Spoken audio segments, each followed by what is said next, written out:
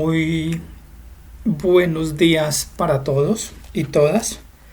Los invito a que veamos un poco la introducción a la química orgánica. La química orgánica también se le denomina o se le llama química del carbono. Hay unos objetivos, ustedes los van a leer. Hay una historia. Acá tengo un resumen, entonces ustedes van leyendo esa historia. Por eso se dice un poco de historia, quiero que lean, porque de acá les haré algunas preguntas. Es interesante mirar la síntesis de la urea, porque de esta síntesis se empieza a desplegar todo un abanico de lo que hoy conocemos como la síntesis orgánica. Entonces quiero que lean muy cuidadosos hasta este momento. Yo voy a detenerme acá un poquito y mirar qué hace tan especial al carbono. Entonces el carbono puede formar 4 enlaces covalentes con muchos átomos diferentes, en especial con átomos de hidrógeno, átomos que están cerca de él en la tabla periódica, como es el caso del nitrógeno, el oxígeno, el azufre, fósforo y los halógenos, siendo el compuesto metano el más simple de todos. Miremos ahora la importancia del carbono en cuanto, digamos, a las estructuras de Lewis. El carbono tiene 4 electrones desapareados o 4 electrones de valencia, lo cual, como vemos en esta estructura de Lewis, que él podría formar 4 enlaces, pero vamos a ver cómo hace el carbono para que forme esos 4 enlaces. Bueno, antes de mirar esa parte, algo de importancia y de aplicaciones del carbono, que también se enlaza con otros átomos de carbono, produciendo cadenas longitudinales de 2 hasta miles y millones de átomos. Puede constituir estructuras de cadena ramificada o de anillos muy complejas, incluso estructuras moleculares parecidas a una jaula. Por acá podemos ver ese tipo de estructuras. Todas estas estructuras se encuentran en la naturaleza y son conocidas como formas alotrópicas del carbono. Entonces tenemos el diamante, el grafito, los fulerenos, tenemos los nanotúbulos, nanoespumas, y es bueno que ustedes consulten un poquito cuál es la utilidad de los nanotúbulos hoy por hoy, de las nanoespumas, que tienen unas aplicaciones tecnológicas muy grandes. Ahora sí, miremos el átomo del carbono. Tiene un número atómico de 6, eso quiere decir que tiene 6 protones y 6 electrones. Y veamos la distribución electrónica o configuración electrónica. En el nivel tenemos 1s2, en el nivel 2, 2s2 y 2p2. Y también la podemos representar 1s2, 2s2 o 2px1, 2py1 y 2pz. Recordemos que los orbitales p pues reciben estos nombres px, py y pz. Por eso pues también la podemos colocar así. Ahorita sí, si hacemos un diagrama de energías del carbono, podemos distribuirlo de la siguiente forma. Entonces, en el nivel 1, pues tenemos los 2 electrones con espines contrarios, por eso una flecha va hacia arriba y otra flecha va hacia abajo. En el nivel 2s hay 2 electrones, también los colocamos. En el nivel 2p hay 2, entonces en px hay 1 y en py está el otro. y PZ queda vacío. Y acá es donde viene la estrategia importante del carbono. Y por eso los subrayo acá con rojo. Sin embargo, se ha observado que el carbono en los compuestos orgánicos tiene la capacidad de formar 4 enlaces covalentes. Y esta capacidad se conoce como tetravalencia, o el carbono es tetravalente. Entonces, ¿qué es lo que sucede acá? Estábamos en esta distribución electrónica y esto es lo que se llama el estado normal o el estado basal del carbono. ¿Qué es lo que pasa? El carbono transfiere un electrón del orbital S, o sea, del nivel 2 y del orbital S, entonces del 2S al 2PZ que estaba vacío. Transfiere ese electrón. Y miren que ya todos estos orbitales quedaron semillenos, quedaron con un electrón. Esto significa que quedan con la misma energía. Y estos 4 electrones que quedan desapareados eran los electrones que veíamos en la estructura de Lewis. Por eso es que el carbono siempre va a formar 4 enlaces. Acá está en el estado normal y acá está en el estado excitado. En todos los compuestos orgánicos el carbono se presenta de esta forma. Entonces siempre va a formar 4 enlaces.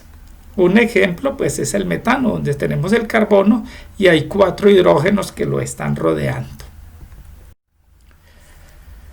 Para la explicación a este fenómeno se establece la hibridación de orbitales, que corresponde al traslape del orbital 2s y los orbitales 2p, de modo que al combinarse en los orbitales resultan ser idénticos entre sí, es decir, quedan con la misma energía, como lo vimos en la diapositiva anterior. El ejemplo del metano, vemos que nos forma 4 enlaces con unos ángulos de 109.5 grados. Y de acuerdo con esto, podemos hablar de 3 tipos de hibridación. Entonces tenemos la hibridación sp3.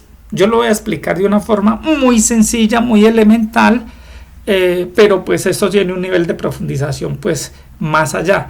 Pero esta explicación es para que la tengan presente para cuando empecemos a ver los alcanos, tener en cuenta de que siempre van a formar ustedes 4 enlaces con el carbono para cuando estemos haciendo las estructuras. Entonces en la hibridación sp3 tenemos 4 orbitales sp3 iguales que forman 4 enlaces simples del tipo sigma con geometría tetraédrica, ejemplo el metano. En conclusión, en la hibridación sp3 el carbono siempre va a tener enlaces sencillos, o sea 4 enlaces sencillos, y esos enlaces se llaman sigma. Entonces acá vemos en la hibridación esa hibridación sp3. El ejemplo que hemos venido diciendo que es el metano, entonces tenemos el carbono y todo lo que o cuando el carbono está enlazado o tiene enlaces sencillos, esos enlaces se denominan sigma.